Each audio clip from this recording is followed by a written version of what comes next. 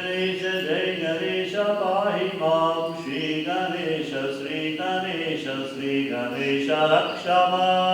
Jai Ganesha, Jai Ganesha, Jai Ganesha, Pahi Mam, Shri Ganesha, Sri Ganesha, Sri Ganesha, Rakshama. Jaya Ganesha, Jaya Ganesha, Jaya Ganesha, Pahi Mam, Shri Ganesha, Sri Ganesha, Sri Ganesha, Rakshama. Jai Ganesha, Jai Ganesha, Jai Ganesha, Pahi Mam, Shri Ganesha, Sri Ganesha, Sri Ganesha, Rakshama. Jaya Ganesha, Jaya Ganesha, Jaya Ganesha, Pahi Mam. Jai Ganesha, Jai Ganesha, Jai Ganesha, Pahi Mam. Sri Ganesha, Sri Ganesha, Sri Ganesha, Rakshama. Sri Ganesha, Sri Ganesha, Sri Ganesha, Rakshama. Sharavana Bhava, Sharavana Bhava, Sharavana Bhava, Pahi Mam. Subramanya, Subramanya, Subramanya, Rakshama. Saravana Bhava, Saravana Bhava, Saravana Bhava, Pahi Mam. Subramanya, Subramanya, Subramanya, Rakshama. Jaya Saraswati, Jaya Saraswati, Jaya Saraswati, Pahi Mam. Shri Saraswati, Shri Saraswati, Shri Saraswati, Rakshama. Okay, my name is David Lutz, and I'm French. I'm 29, and I was working in a bank in France, and I got bored in my life, and had a real need of spirituality and the need to see some more countries, some more culture, people, religion, I don't know what. Guru Shiva, Guru Hari, Guru Ram, Jagat Guru, Param Guru Shat. And I decided to leave at the end of 1988 and to travel till India with a bicycle on an old Silk Road.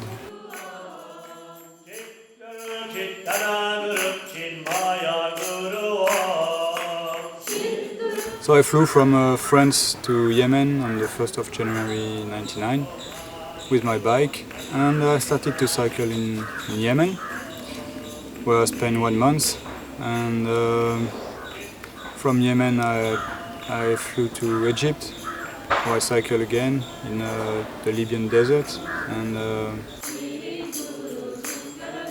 then Luxor in the Nile Valley, and then I crossed Sinai, and from Sinai I went to Jordan, and then Syria, Turkey, especially in Kurdistan in eastern Turkey, and Iran, Pakistan, China, Tibet, and Nepal.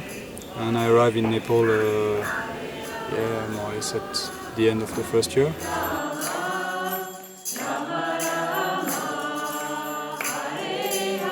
And so the first year I cycled for approximately 13,000 kilometers.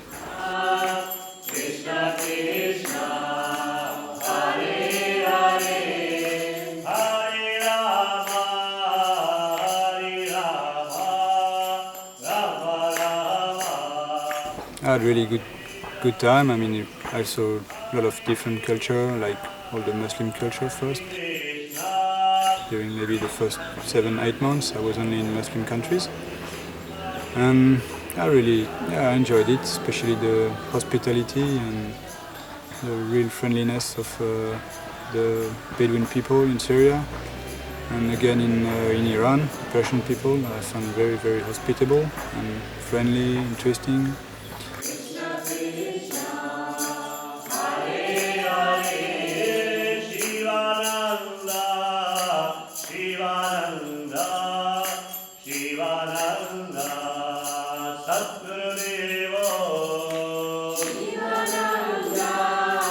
Then after Pakistan and a Muslim country, I went to China.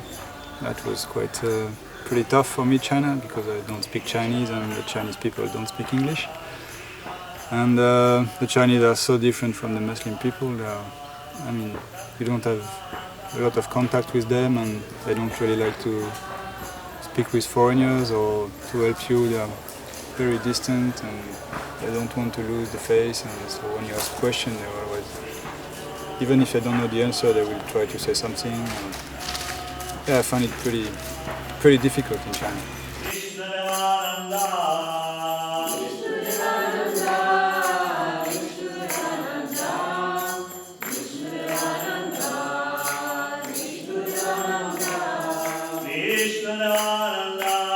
From China, of course, I went to Tibet.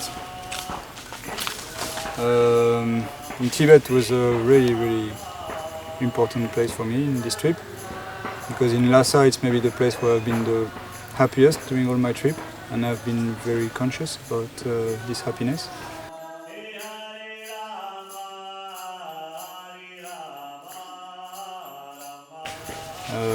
I had very nice welcome from the Tibetan people, and even if they suffered a lot through the Chinese occupation, they are very friendly, very helpful, just always smiling and joking, and it was amazing. In Lhasa I just woke up every day and went to the Chokang monastery, which is in the main place in Lhasa, where all the Buddhist people are doing their pilgrimage every day, and I just sat there and was looking at the people, and they gave me tea, and even if they couldn't speak, I mean, they gave me so much good energy that was amazing. I was really flying in Lhasa. Great. Om Namah Shivaya. Om Namah Shivaya. Om Namah Shivaya. Om Namah Shivaya. Om Namah Shivaya.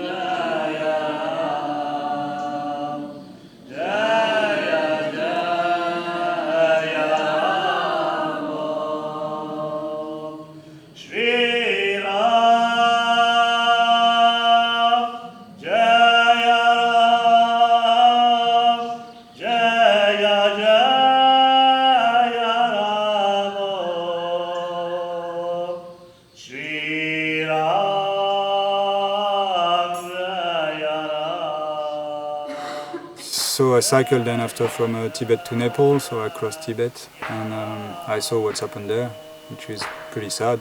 The Chinese destroyed completely Tibet, and they destroyed approximately 6,000 monasteries. And as long as you deny the religion in Tibet, you just kill all the Tibetan people, because all the Tibetan culture is based on Buddhism and religion.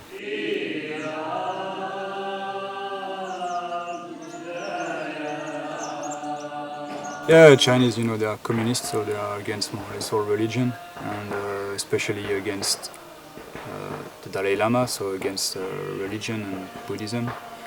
And I mean, today they try to put some water in the wine, but you have not real freedom of religion in Tibet, of course, because they cannot revert the Dalai Lama, and which is their spiritual leader.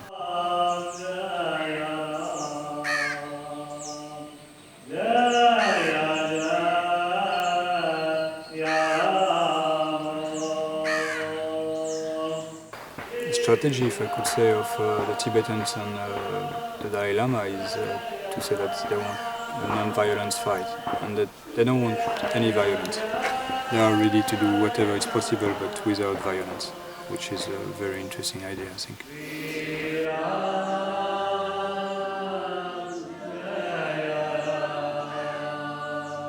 After Nepal, I cycled in India.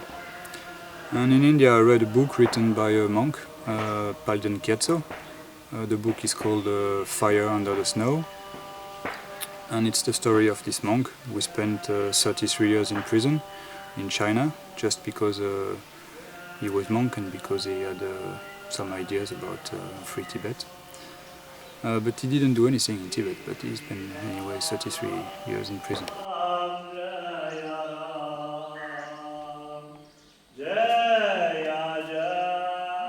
2 weeks later, I had the chance to meet this monk in Daramsala, just really by chance, and I've been very, very impressed by this monk and by his life and by his struggle and by everything he's done.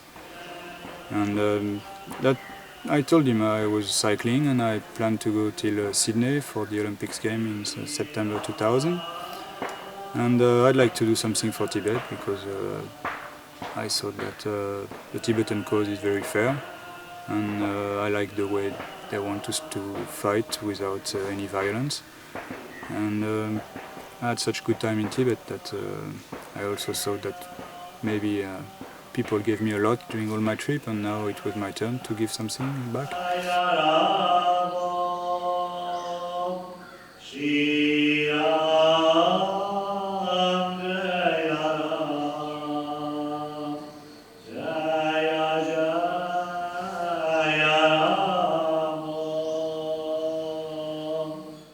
So I told him all of that and said that I'm going to be in Sydney and that all the media will be in Sydney, and so it could be possible to do an action to promote the Tibetan cause and to speak about Tibet to the media and things.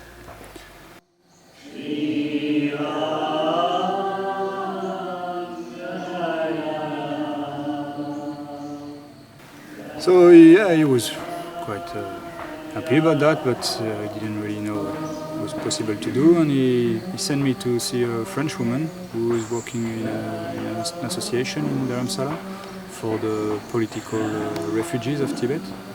Her husband is the director of one of the monasteries in Daramsala and is very active and involved in the Tibetan community and Tibetan struggle. All the former political prisoners in Tibet, once they manage to set them free, they usually go to Nepal and India, and when they arrive in India they need clothes, they need a place to live, they need some money. So this association is dealing with these people. And with this woman, I told her my story again, and I told her I'd like to carry a Tibetan flag from Dharamsala to Sydney and to give it to the International Olympic Committee.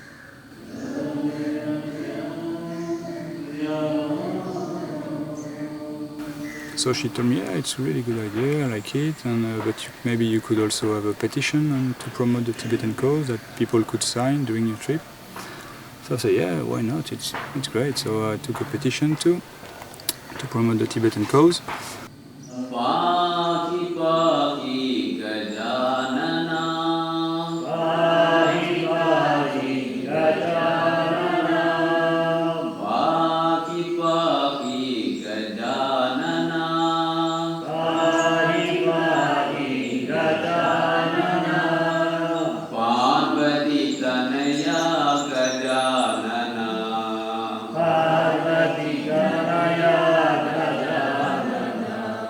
And in the same time, I collect money for this association. I mean, money was not the most important part of this action, I think, which is more like a free action. I bring a flag from one point to another and try to touch as many media as possible.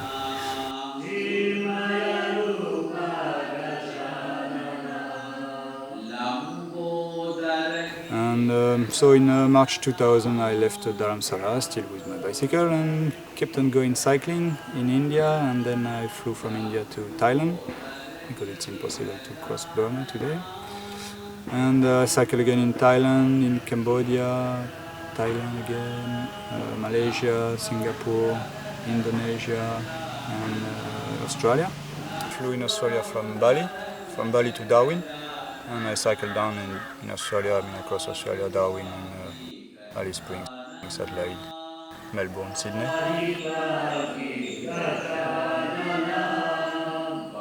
And during my trip I tried to meet some journalists, so I managed to have some in the radio in India, and went on TV in Cambodia, some articles in Cambodia too, in Singapore, and in Australia again.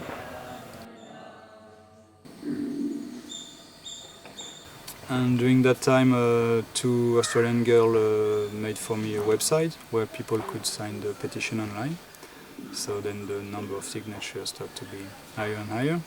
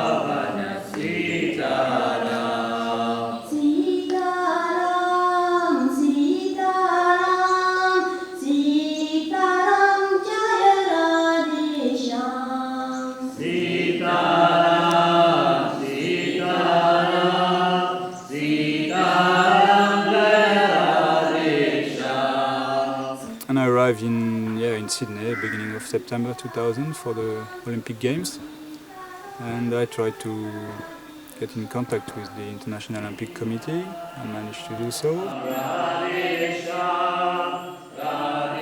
So I explained to them what I was doing. I told him I'd like to give them the flag with the presence of some media and TV and things.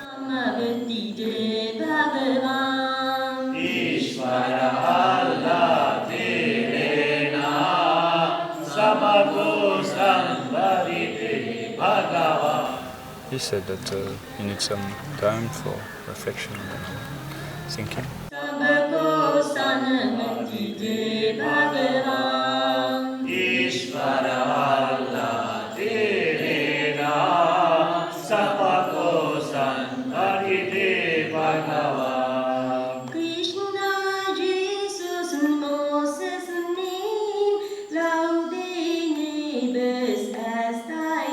And they finally refused the flag because they said they're going to have too many problems with the Chinese.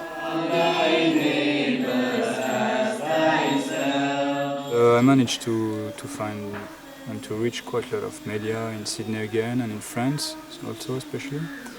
And again, newspapers and radio and televisions.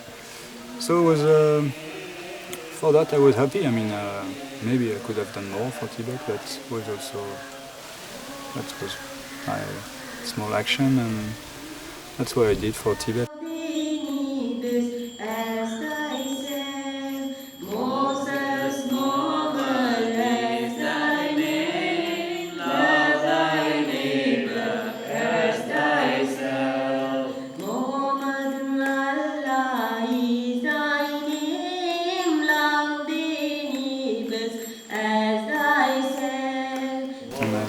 I'm very happy about that because Tibet gave me a lot in Tibetan people and also Tibet in itself, and I really use a lot of Buddhism philosophy in my life today. That was something completely quite new because I didn't know so much about Buddhism before I left France.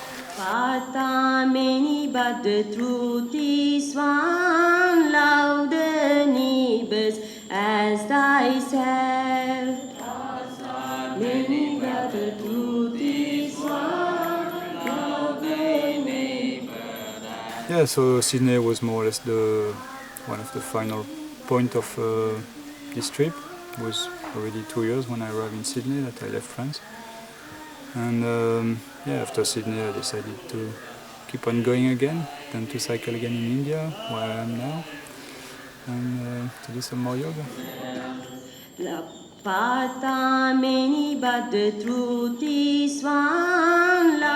So how many kilometers you did with the Tibetan flag?